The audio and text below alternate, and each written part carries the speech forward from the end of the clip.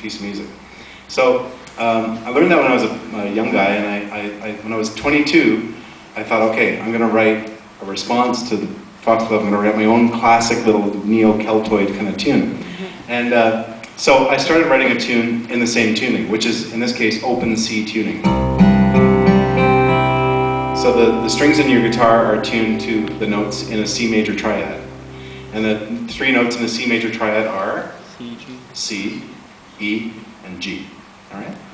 So you've got those three notes, the major triad, and you've got 6 strings, and usually they're tuned E, A, D, G, B, E, or every American dog gets bitten every day. The easy mnemonic.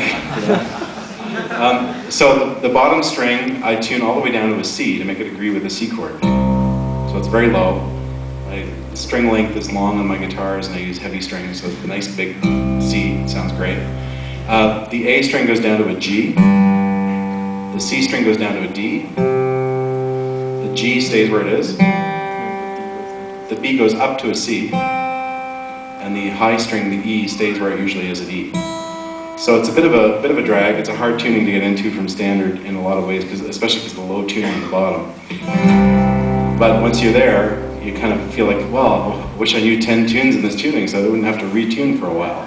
You know, remember Bruce Coburn, I saw him one time, he was about to do this tune, and he says, yeah, and it's this tuning, and it sounds like a chord, and which it's really great, because if you know enough boring songs, you don't have to use your left hand. Actually, that accordion player last night. Anyway, never mind.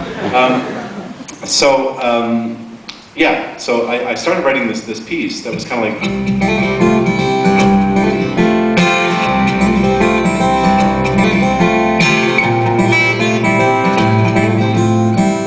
I really liked that. I thought, that's a really great A section, the beginning of an A section. And then in my head, I really heard it going to the 4 chord, to the F.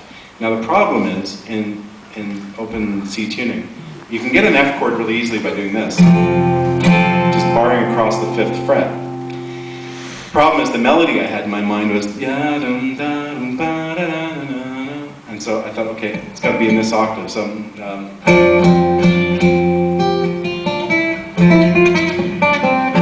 it's really unwieldy. Or I could go like,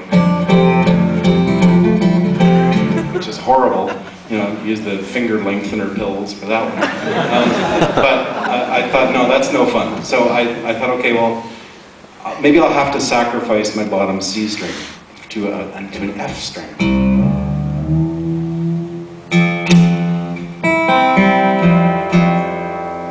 So I've got an F on the bottom now. And I made... Hey, that's easy. Really nice. And then the opening section, I thought, well, okay, I'll rely on that higher C bass note instead of the big low note that I was using before.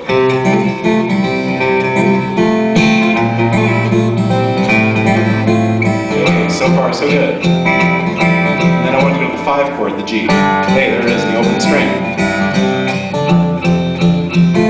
Etc. Then, my B section, I had this idea in my head. The pieces are almost always in my head first before they're on the instrument. So then I try to achieve them on the instrument without changing too much of what's in my mind, because oh, that's a good idea. Instead of writing with my fingers on the instrument all the time. So I had this idea for this little melody, this little riff, basically. That's nice. So do it over the 1 chord. And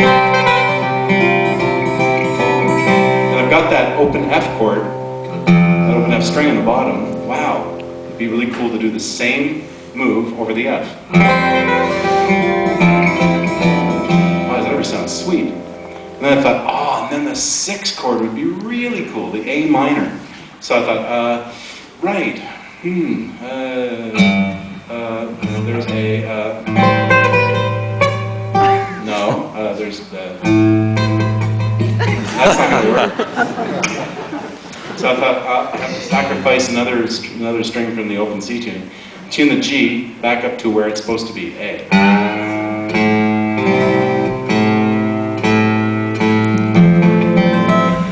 Then what I had was a really, really great sounding tuning. Listen to this. What a purdy tuning.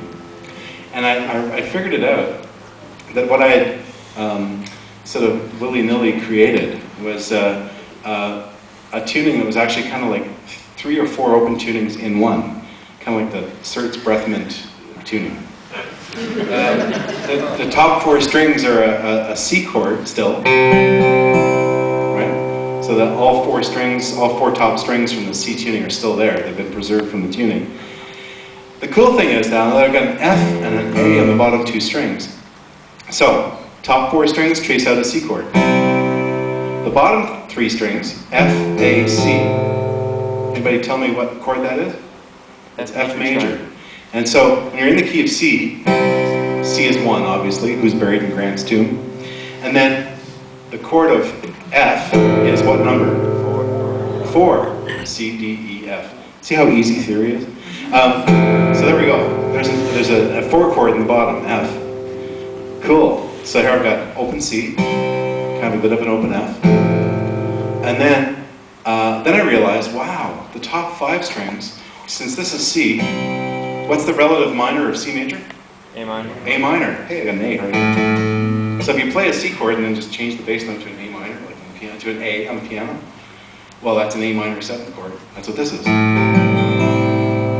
Lo and behold, I had a tuning that was a C, it was an F, it was an A minor 7th, and the top, I mean, if you play all the strings together, you got this gorgeous, it's called an F major 9th chord. So an F major 9th is a chord extension where you just keep adding thirds. Again, very simple. It's third sandwiches, right? So F, A, C, like start on F, go up 2 notes to A, go up 2 notes to C, and go up another 2 notes to E, and another 2 to G. So you get F, A, C, E, G. It's a big, beautiful chord. Now, if you just play it in the piano, for example, in order, it sounds nice. But in this order, the notes are in a slightly different order. It's a very lush voicing. Because the notes are a little further apart. They're not in what's called a closed voicing, where all the notes are in order. The notes are a little bit out of order. You've made some of the notes a little higher, out of the same octave, so it becomes what's called an open voicing. And that's what this is. It's an open voicing of an F major 9th chord. That's a tuning. Anyway, so I ended up with the ability to play that B part that I wanted.